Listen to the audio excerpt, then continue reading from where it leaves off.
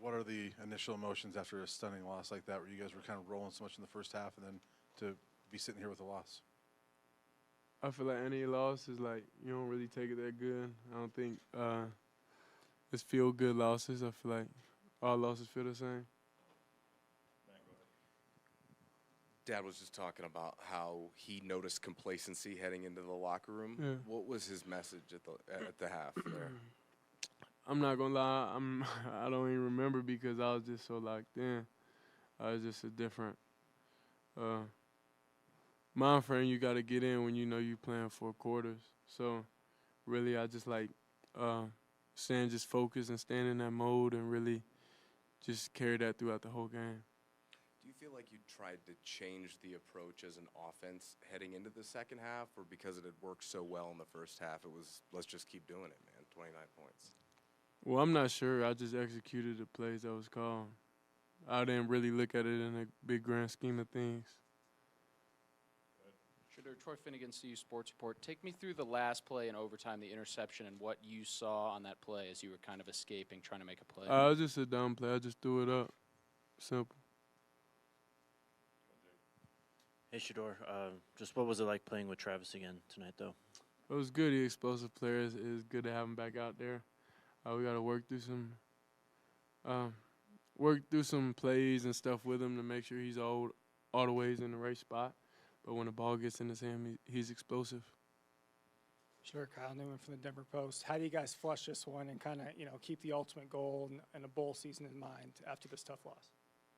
I mean, I'm not even thinking that far yet. I got to at least feel this one first.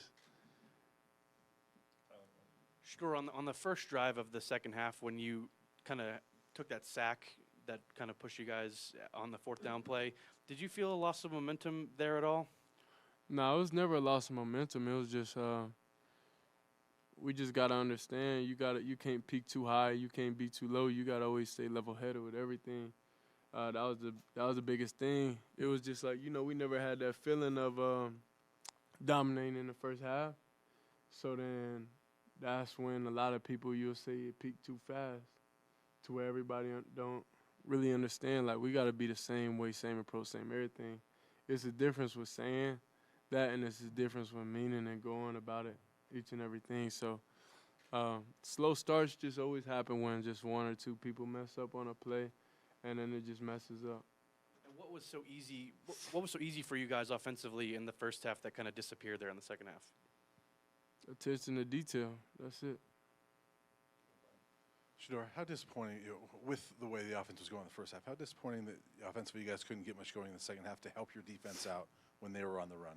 It was definitely frustrating because, like I say, it was one or two players away from really hitting explosive plays, from doing the right things each and every drive we had. So when you really, when we look at the film and what I noticed on the field is just all 11 players got to do their job, and that's it. We can't, because the stuff going to catch up when it catch up, and it caught up to us today. Folks from the outside, there's not much middle ground on you guys. There's lovers and there's haters, and you've addressed both of them. What do you say to outsiders who are going to say, man, 13 went off, Travis had too many snaps, he came back too early, he was tired, he was this, he was that, because they don't know. You know. What'd you say to them? I mean, I don't really think that's a focus point for me at all. I'm mainly focused on the team and focused on what we need to improve on, and the people are gonna hate you and love you. So you gotta understand that's what you can't be happy when everything's good and sad when everything's bad. You gotta be the same person regardless. So that's basically where I just stay and how I live my life is just level-headed throughout the whole game, staying the same way, not getting too up, not getting too down, because as you've seen, things could go left quick. And today's a moment to show that live in person.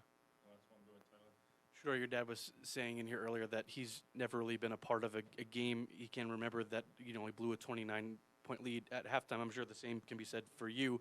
How do you move on from a game like this?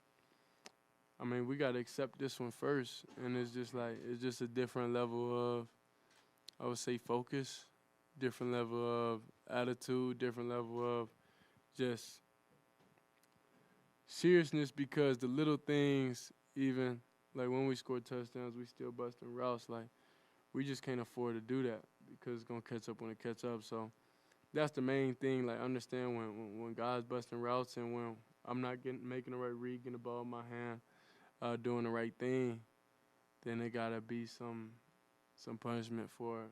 We gotta be able to grow from it and not keep making the same mistakes. Ralph Simpson with Audacity TV. First, I want to condemn you. What you did in the community, how you helped the community and your team. Mm-hmm.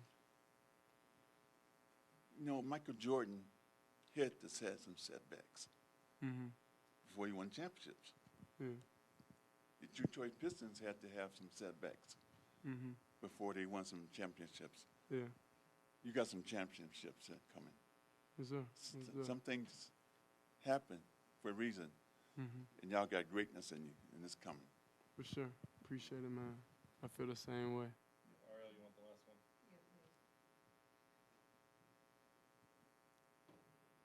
Ariel Arsuto, 9 News.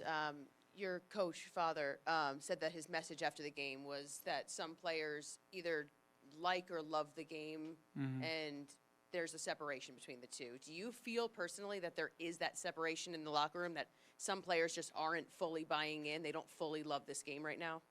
I mean, I'm not gonna point fingers. That's not what I'm here for. I let the coaches. That's what they're here for. They're here to guide us. So I can't really say that and throw no teammate under the bus because that's not what type of player I am. The guys know that, you know, and that's it. But I'll never put a teammate down and say he's not fully in if he probably is.